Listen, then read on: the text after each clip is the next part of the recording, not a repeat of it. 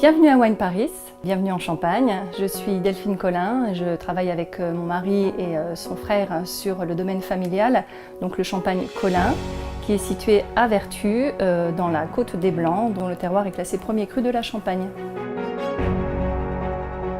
Alors en participant à Wine Paris, mon objectif était de rencontrer mes clients professionnels, surtout étrangers. Mais en fait, j'ai eu la surprise de voir beaucoup de mes clients professionnels français, beaucoup de cavistes et restaurateurs sont venus nous rendre visite. Et on a justement pu à cette occasion revisiter toute la gamme de nos champagnes et partager un beau moment de convivialité tous ensemble.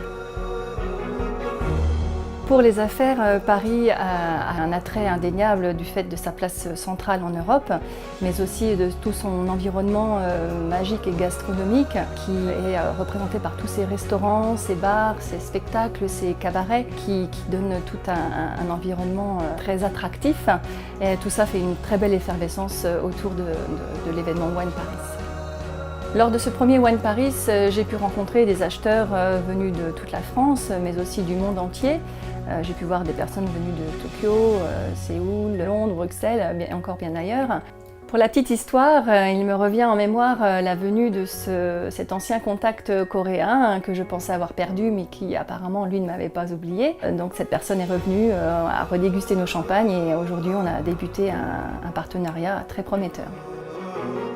L'ambition de faire de Paris la capitale mondiale du vin est clairement atteinte avec Wine Paris.